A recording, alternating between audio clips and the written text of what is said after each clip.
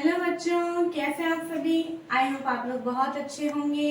और जो मैंने लास्ट वीडियो अपलोड की है वो आप लोगों ने देखी होगी, और अगर किसी ने नहीं देखी है और अगर कोई पहली बार यहाँ पे विजिट कर रहा है तो प्लीज़ मैं आपसे रिक्वेस्ट करती हूँ कि क्योंकि ये बिल्कुल हम चैप्टर के एंड में हैं तो आप स्टार्टिंग से आप चैप्टर 1 की क्लास 8 की वीडियोस देखिए। आप थंबनेल पे जाके देखेंगे पार्ट 1, पार्ट 2, पार्ट 3 इस तरह से उसमें लिखा हुआ है, तो आपको थोड़ा सा इजी हो जाएगा कि हमारे यहाँ पे कौन सी फर्स्ट वीडियो होगी, कौन सी सेकंड वीडियो होगी, तो आपको प्रॉब्लम नहीं होगी। ओके। और अगर आपको कोई पूरी लिस्ट इस तरह से देखनी है तो आप जो अपना लोगो होता है उस पर जाके आप क्लिक करेंगे तो आपको पूरा लिस्ट आ जाएगी। क्लास 6, क्लास 7, क्लास 8 की सारी वीडियोस आपको देखने को मिलेगी। ओके बच्चों, तो आज इसी के साथ आज हम हमारा न्यू टॉपिक स्टार्ट करते हैं। और जैसा कि हमने लास्ट वीडियो के अंदर हमने 4th टॉपिक को हमने देखा था, एडिंग मैन्यूअल एंड फर्टिलाइजर्स। आज हम इसके बाद में नेक्स्ट हमारा टॉपिक देखने जा रहे हैं। वो क्या है बच्चों?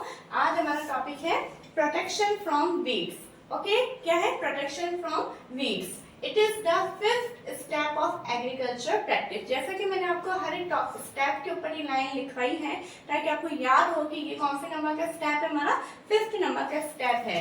और वीड्स यानी क्या होती है आप ही बताइए।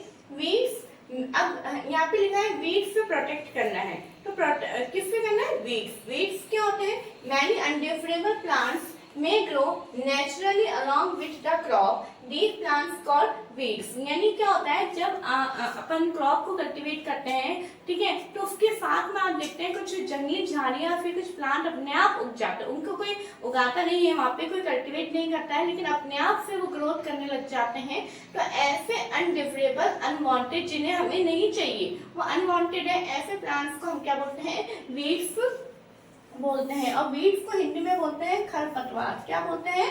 खरपतवार बोलते हैं। आप देखना जाके आप देखते हैं सड़कों के ऊपर बहुत सारी जंगली झाड़ियां नजर आती है ना?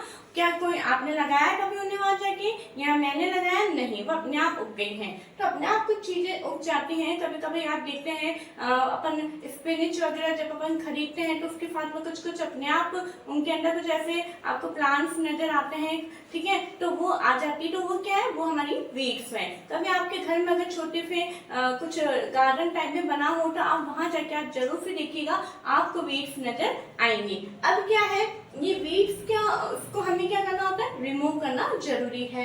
तो the removal of weeds are called weeding. तो वीड्स को रिमूव करने का जो प्रोसेस कहलाता है उसको हम क्या बोलते हैं? वीडिंग कहते हैं। क्या कहते हैं? वीडिंग कहते हैं। Okay, weeding is necessary. जैसे कि मैंने कहा कि वीडिंग किया जाता है, तो वीडिंग क्यों जरूरी है? Weeding is necessary because weeds compete with the crop plants for the water, nutrients, space, light, so they affect the growth of the crop. weeding इसलिए जरूरी है बच्चों, जैसे कि देखिए फॉर एग्जांपल, जैसे कि अपना नॉर्मल अपना कोई भी प्लांट अपन ने ग्रोथ कर रखा है, ओके, एक तरह से ग्रोथ कर रहा है ना?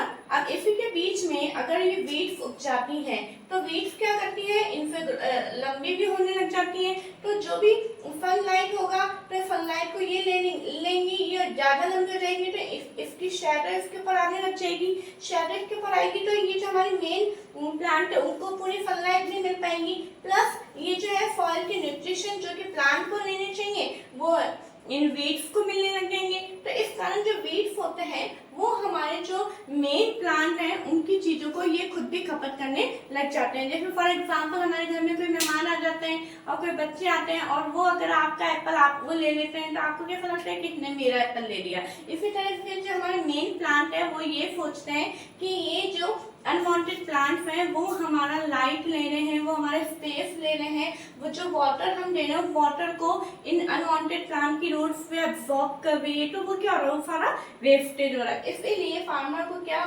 चाहिए होता है कि वो वीडिंग प्रोसेस को अप्लाई करे। ओके, तो वीडिंग प्रोसेस जो है वो कई तरीके से होता है। देखिए यहाँ पे weeds are removed by some method.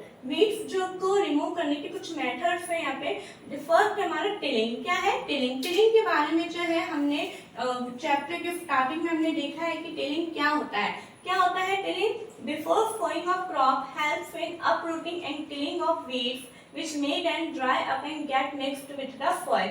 यानी क्रॉप के बीजों को बोने से पहले, ठीक है, बीजों को बोने से पहले जो भी अनवांटेड जो वीड्स होती हैं उनको अपरूटिंग यानी जड़ फेटों को उखाड़ लिया जाता है, और उसको जब वो उखाड़ लिया जाता है तो वो वहीं पे ड्राई हो जाती है और उसको मिट्टी के साथ में ही मिला दिया जाता है। इस प्रोसेस को टिलिंग बोलते हैं। तो उसके कारण क्या होता है, जब पहले ही बीज को बोने से पहले वीड्स को हटा दिया जाता है तो और अपरूटिंग यानी जड़ से हटाया दिया जाता है ताकि वो और ज्यादा ग्रोथ ना कर ले। ठीक है, नेक्स्ट पॉइंट है हमारा फिजिकल रिमूवल। फिजिकल रिमूवल यानी मैनुअल तरीके से यानी हाथों के द्वारा। तो हाथों के द्वारा पे वीड्स को रिमूव किया जाता है। Weeds by uprooting or cutting them close to the ground from time to time. This is done with खुरपी and feed drill। क्या होता है बच्चों, जैसा कि मैंने बताया कि ये हाथों के द्वारा होता है मैनुअल जैसे कि कोई भी वेट्स उग गई है तो जो खुरपी टाइप में होती है किसान के पास में, उसके द्वारा वो धीरे धीरे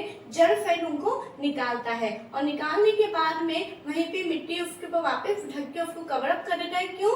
क्योंकि है ना, हमने देखा था कि जो मैन्यूर होते हैं वो जो प्लांट वेस्ट वगैरह होता है उनसे मिलके बनता है, तो वो बाद में एक तरह से खाद के रूप में वो काम में ले लिया जाता है। ठीक है बच्चों, और ये जो है खुरपी के द्वारा होता है और फीड ड्रिल के द्वारा भी होता है। फीड ड्रिल क्या है वो भी हम बहुत अच्छे से पहले देख चुके हैं, जिसके द्वारा बीजों को बोया जाता है। तो जब बीज बोया जाता है उस ट्रैक्टर के द्वारा, तो उसके साथ में ही मिट्टी जब खोदी जाती है, तो खोदने के साथ में जितने भी बीज उसमें अगर उगे हुए हैं तो वो भी निकल जाते हैं। ठीक है, नेक्स्ट एक और आता है, weeds are controlled by chemicals called weedicides like 2,4-D।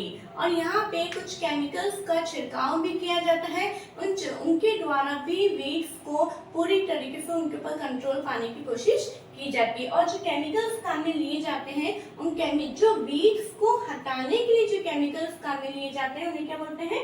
Weedicides बोलते हैं। ये आपको ध्यान में रखना पड़ेगा। और आपको मैं और एक बात बताना चाहती हूँ कि आपने देखा होगा बड़े बड़े खेतों के अंदर जो किसान होते हैं, जब वो दवाइयों का छिड़काव करते हैं कुछ केमिकल्स का, तो वो मुंह को पूरा बांध के मतलब एकदम पैक करके, नोज को माउथ को पैक करके उन्हें छिड़काव करना होता है। अपने हाथों को ग्लव्स वगैरह पहनना पड़ता है। क्यों? क्योंकि जो केमिकल्स होते हैं वो पॉइजनस होते हैं, जो कि हमारी हेल्थ के लिए बहुत ही नुकसानदायक होते हैं। इसीलिए जब भी अगर इन केमिकल्स को यूज में ले तो पूरा प्रोटेक्शन के साथ में यूज में ले। और दूसरी बात ये कि इन केमिकल्स को पानी के साथ में डिसॉल्व करके लिया जाता है डायरेक्ट इन क्योंकि वो तो इतने से कंटेनर में आती है, इनको एक पूरा उसके ऊपर लिखा हुआ होता है प्रोसीजर कि कितने ml पानी के अंदर आपको डिसॉल्व करना है, और उसके बाद में उसको किस तरह से उसके ऊपर स्प्रे के द्वारा एक पूरी मशीन होती है, एक कंटेनर होता है जिसमें कि एक पाइप होता है जिसके द्वारा छिड़काव किया जाता है, उसके अंदर डाल के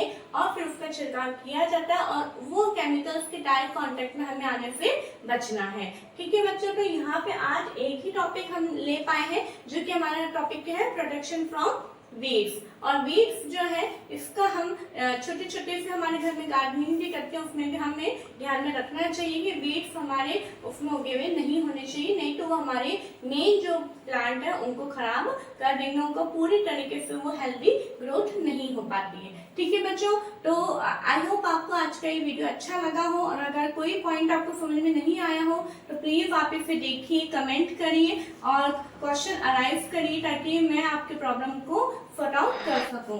और अगर ये वीडियो अच्छी लगे तो आप इसे लाइक करिए, शेयर करिए और अपने दोस्तों को बताइए और सब्सक्राइब करिए। Thank you.